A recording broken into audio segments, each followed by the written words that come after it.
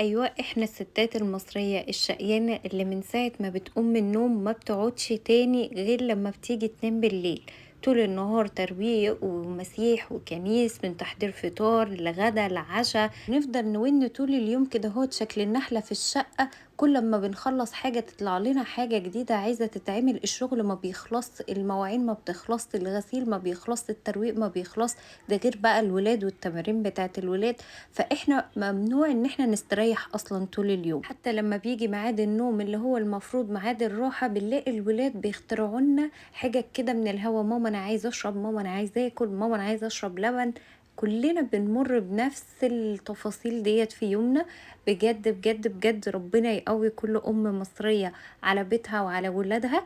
ازيكم عاملين ايه؟ يا رب تكونوا بخير. معاكم بقى زي ما انتم ما شايفين كده روتين جديد وفيديو جديد هنبتدي فيه تنظيفات العيد مع بعض. كل سنة وانتم طيبين.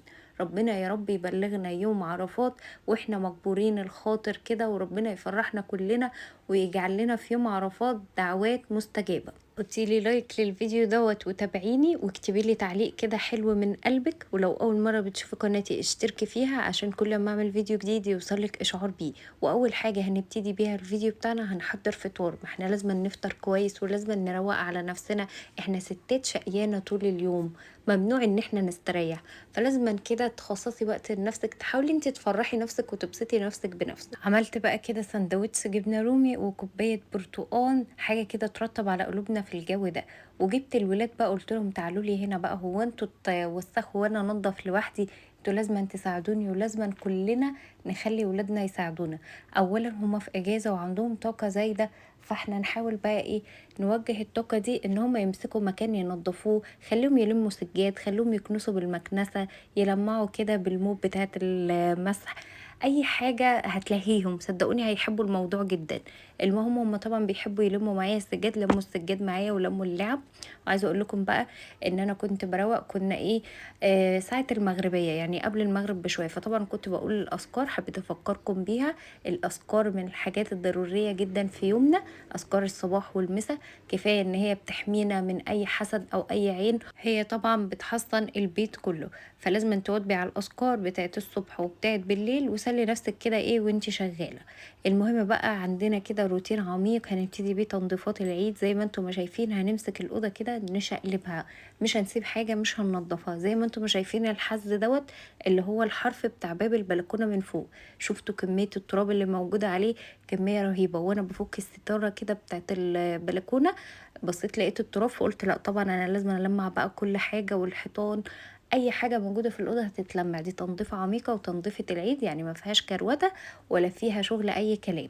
جيت كمان فكيت فرع الزرع اللي كان ملفوف حوالين السلك بتاع الدش، وطبعا غسلته. اي حاجه زي ما قلنا هنغسلها وهنلمعها، عايزين الاوضه تبقى بتبرق كده. انا عايزه اقول لكم ان الاوضه دي كانت متلمعه من حوالي اسبوعين او حاجه زي كده، وزي ما انتم ما شايفين التراب كمان ان انا على طول بسيب البلكونه مفتوحه، بحب الهواء الفريش كده.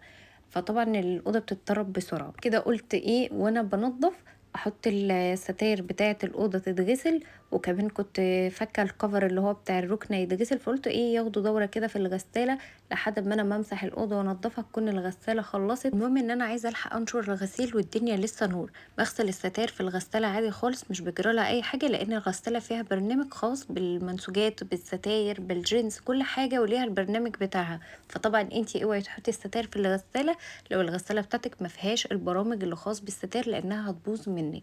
المهم بقى كده بعد ما خلصتهم جيت بقى فضيت كل الرفوف. طبعا كل الحاجات اللي بتتشال دي هتتلمع، الشمع ده هيتلمع شمعية شمعية. وعايزه اقول لكم ان انا اكره ما عليا اي حاجه فيها تراب، يعني التلميع والكنس واي حاجه فيها تراب الحاجات دي بتتعب لي الجيوب الانفيه. فطبعا ببقى بشتغل وانا عايزه اقول لكم ان انا متضرره. المهم بقى دوت الرف اللي موجود في الريسبشن بره، عايزه اقول لكم ان انا هاخد حاجات من الرف دوت للرفوف ديت من وقت للتاني. بحب ابدل طبعا في الديكورات عشان الواحد يحس بتغيير كده وما نحسش بملل. طبعا الحاجات لما بتبقى ثابته في مكانها بتحسوا ان المكان روتيني جدا وفي ملل كده في الموضوع، لازم من وقت للتاني تبدلي في الاماكن. هنا بقى خدت الرفوف اللي كانت بره دخلتها لجوه. هعمل تعديل بسيط بس في الرفوف كده. طبعا دي اول حاجه انا اعملها في تنظيفات العيد. لسه طبعا في وقت هتلحقي تخلصي. زي ما بقولك كده، نظمي وقتك، كل يوم اعملي حاجة، ما تضغطيش نفسك وما تكربسيش الحاجات كلها يوم واحد. احنا هننضف حلو طبعا يوم الوقفة، العادي او الطبيعي بتاعنا ان احنا بننضف وما بيبانش على البيوت نظافة، اي بيت فيه اطفال كده. فطبعا يوم الوقفة او اليوم اللي قبل يوم الوقفة ممكن نعيد تاني، يعني نشفط كده بالمكنسة، نلمع الرفوف تاني لانها هتتطرب تاني، يعني هتبقى تلميعة سريعة. بس انتي نضفي حلو جدا، نضفي كويس، هاتي من الحيطان لحد الارض. اول حاجة فكي الستاير واغسليها، لمعي الحيطان، لو في اي لحوسة على الحيطان طبعا تتصبن، لو في سجادة عايز يتغسل المفروض ان هو يتغسل كده.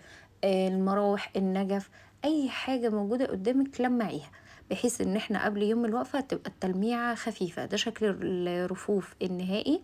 جيت بقى كده لمعت الارض. المروحة طبعا انا كنت عاملاها، ما كانتش محتاجة ان هي تتعمل تاني، لان احنا مش بنقعد في الاوضة ديت كتير اصلا، ومش بنبات فيها كتير، فهي بس الولاد بيدخلوا يلعبوا فيها. ندخل مثلا نقعد فيها شوية كده اخر النهار.